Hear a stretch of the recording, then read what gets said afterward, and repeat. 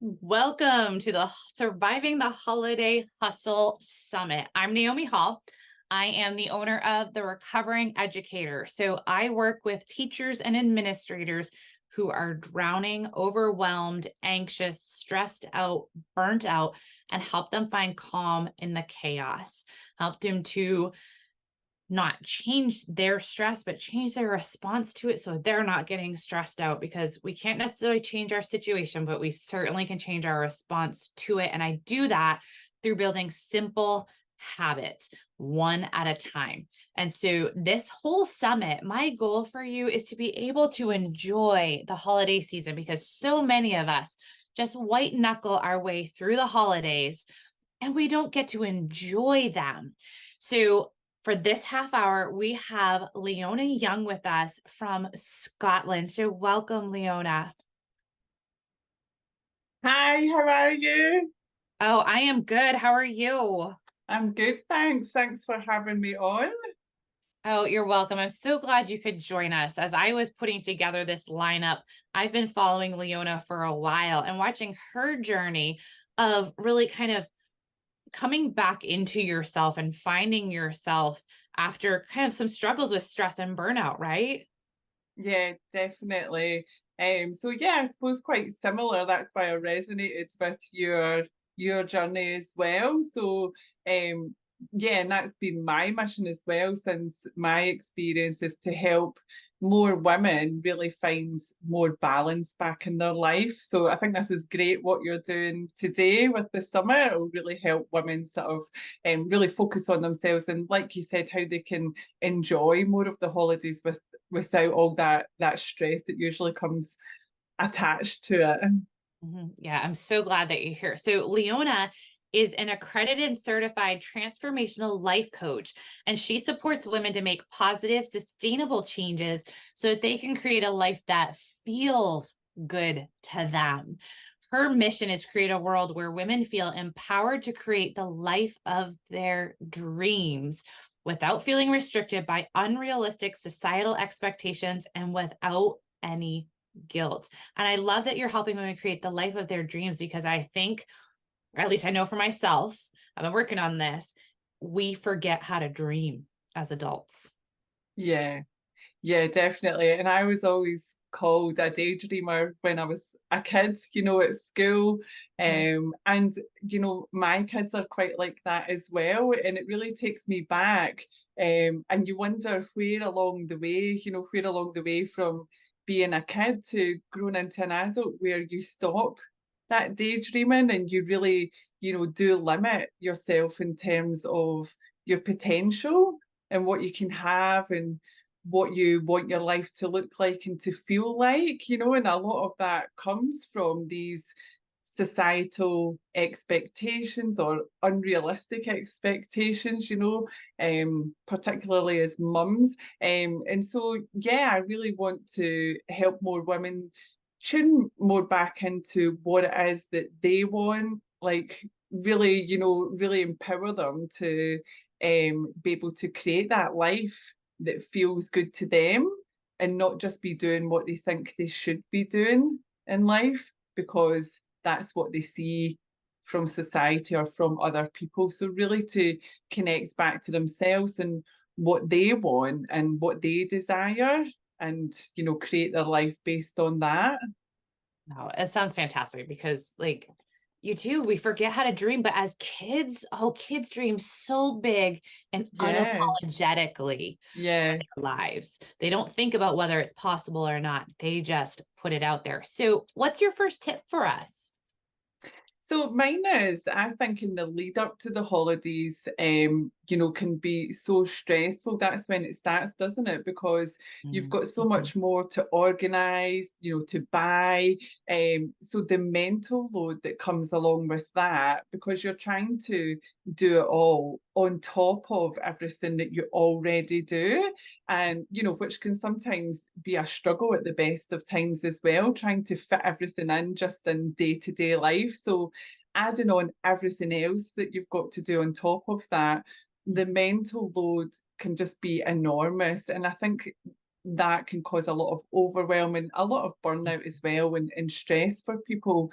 So my first tip would just be to try as much as possible to drop the unrealistic expectations.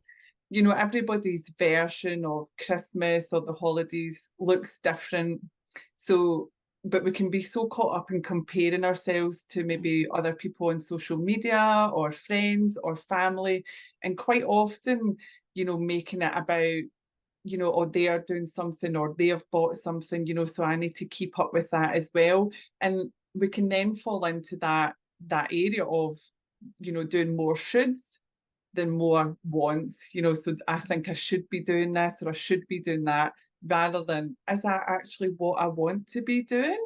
And that can cause, you know, a lot of stress as well, trying to keep up with these sort of expectations.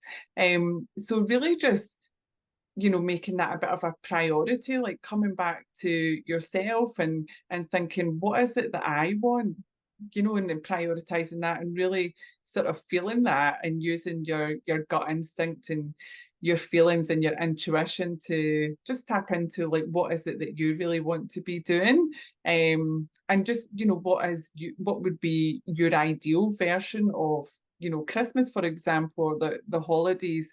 And, you know, someone said before that, like not like having those sort of boundaries in place around, you know, doing what it is that feels good to you rather than what you think you should be doing. So, you know, coming out of that comparison mode, just keep coming back to yourself, like, am I doing this because I think I should be doing it?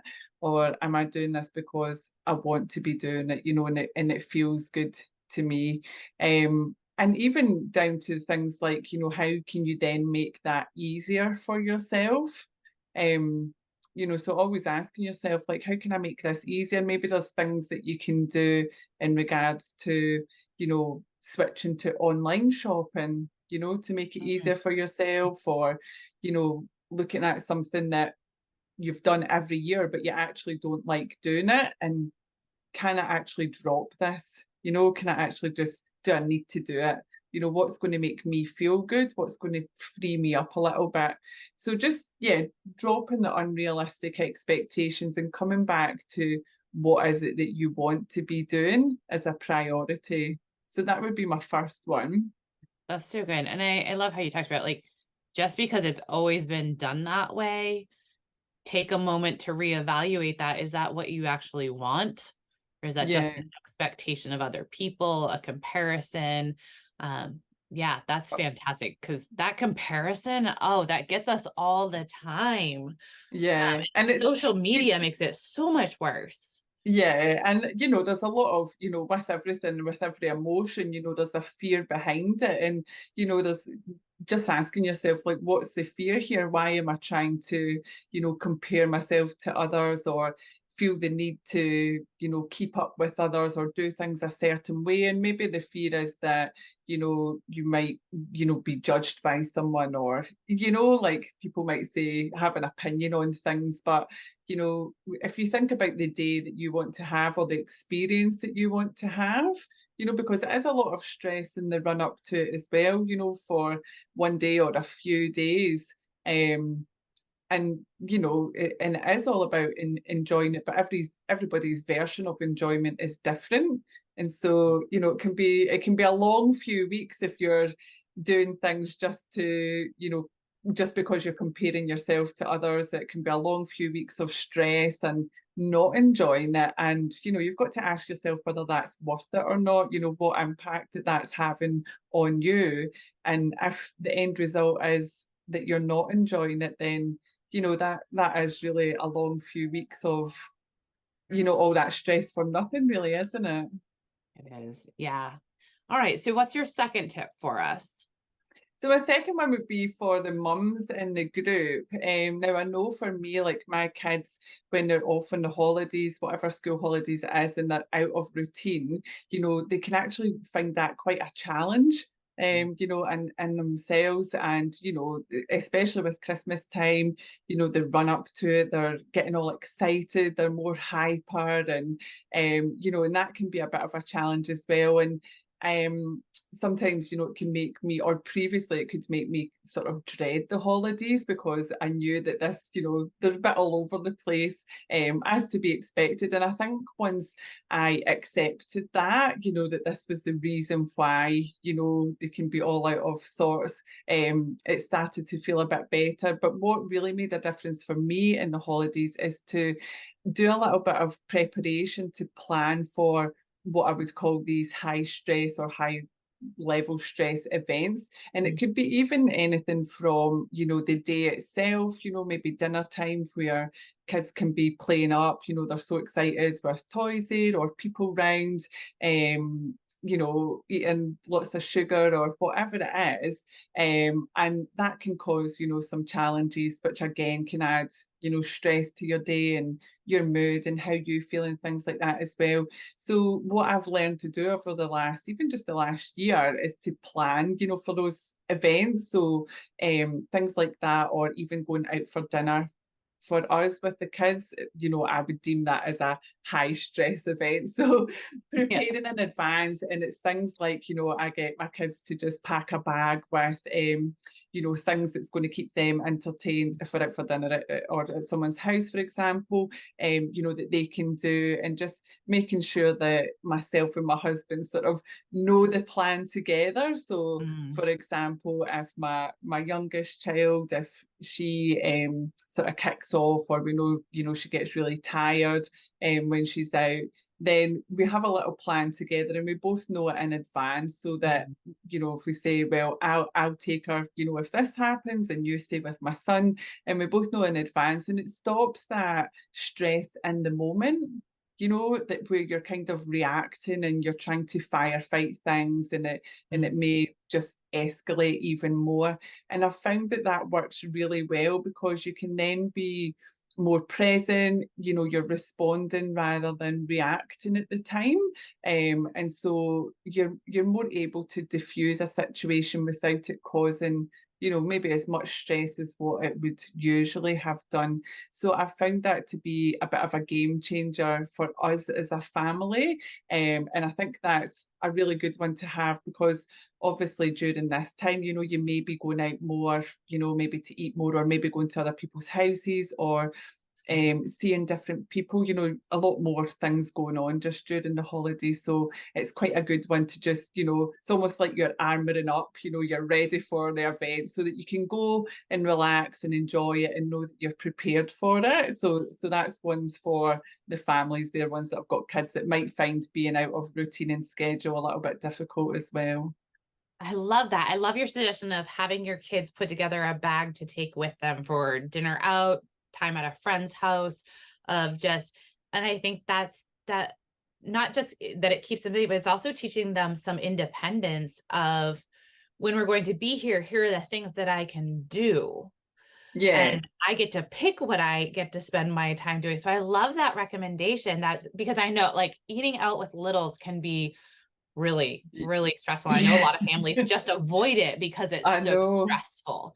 Like they Yeah. just like, no, we're just Yeah, not. you're just like, no, that's a waste of money and time. Yeah. Yeah. Yeah, But yeah, and sometimes you that was don't have us, a and that's why, yeah, that's why we sort of came up with that sort of plan ahead, and it's worked really well for us. And you know, the kids get quite, you know, excited about, you know, preparing their own little bag because the focus is on them, and then you know you get to the restaurant and they've got stuff there to entertain them. But so I think just yes, of having that plan in place, even with my husband, you know, we're kind of like a team, you know, going in. We know we can like tag team there. If this one plays up, you know, we can take them out and do this. So we're prepared in advance, and it just, yeah, it just sort of makes sure that things doesn't escalate. And that, you know, you go in there, as I said, you almost feel like you're sort of armored up, you know, I'm ready, I've got my plan, and you can relax, you know, a bit more and enjoy it. So it brings a bit more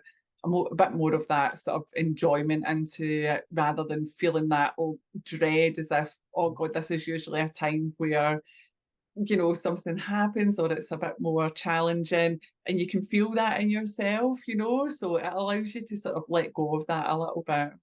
Oh, I love it. That is fantastic. Such a great, great tip. All right. So what is your third tip for us?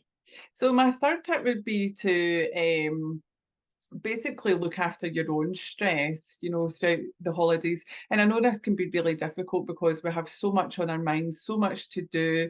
The mental load is massive as well. And so, with anything that I do, I try to practice things in motion so that I don't have to create more time to do them, if you know what I mean. I do them as I'm already doing things throughout my day. So one really quick, easy way that you can practice regulating your nervous system is just through breath work.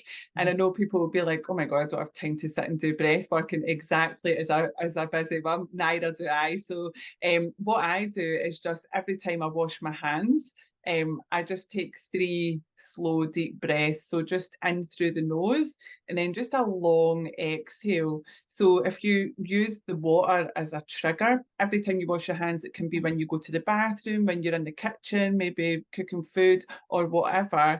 You do those 3 breaths and it just lowers your heart rate. Mhm. You can instantly feel your shoulders drop, your body just come back to that sort of state of calm. And even if you're not in a stressful situation or you don't feel like you're stressed, it's still sending those signals to your body that when I do this, 3 breaths, that's telling my body to come back to that state of calm. And so when you are in a more stressful time or a more stressful environment, your body knows exactly what to do, when you do those breaths, when you're washing your hand, and you're not just trying to do it as a reaction, you know, straight away when you're, oh God, this is really stressful, because your body, your mind can't think logically at that time, trying to bring in something new, a new habit there, it doesn't really work. But so if you practice this just all day, every day, it really does just help to send those signals to your brain, like, excuse me, right, this is telling me to just everything's okay and just to relax and bring it back to then. And so just by doing that, even 5 times a day, you would be washing your hands anyway, so you're not having to create extra time to go and do something, to calm yourself down. You're already washing your hands, but it's just creating that little habit that really does have a big impact on how you feel in your body. And when your body's more, regulated, when your nervous system's more regulated, you're able to handle your emotions better, you're able to handle any stress better as well, and you're able to come from a place of responding rather than reacting. So it's just a little quick, simple hack that you can use, all day, every day, but it really will have a big impact on how you can manage any stress as you come up against it. Oh, that's fantastic. And I love, because I'm a huge fan of breath work. And I agree, you have to practice it in the non-stressful times in order for it to work in the stressful ones. But I love how you just Exactly. connected it to something you're already doing throughout your day, washing your hands. And it's just so simple. You're taking 3 deep breaths.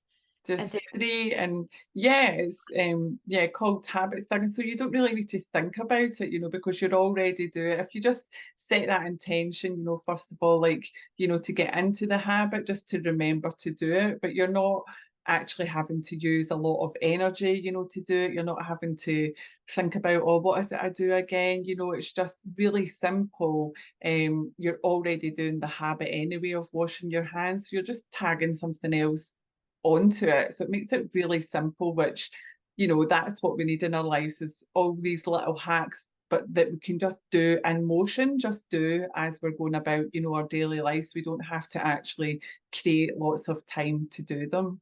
mhm. Oh, I love it. Yeah, that habit stacking is so important, so useful. I do some of my breathing while I'm driving, Yeah, especially if yeah, I'm like yeah, going to an event, something I'm going to be speaking at. I will use some breathing techniques on my way there just to focus my energy. yeah, And it's amazing, amazing. We breathe all the time, but when you use the breath work, oh my goodness, folks, like you gotta give it a try. So I know yeah. that you have a gift for our audience, Leona. So tell us a little bit about that, and I'll put the link in the chat.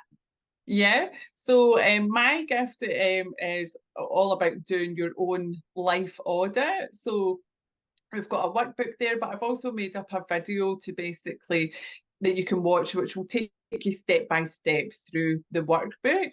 And there's also reflection cards there as well with questions on them that will just really get you thinking and reflecting on areas of your life where you feel you want to or you may need to make some changes in to help you create that life that feels good to you. So it can be for any area of your life, but this workbook and video will help you almost sort of take like a bird's eye view of your current reality at the moment and help you identify the gap between your current reality and what you desire your life to look like and feel like, and then create an action plan that will help you close that gap between the two of them.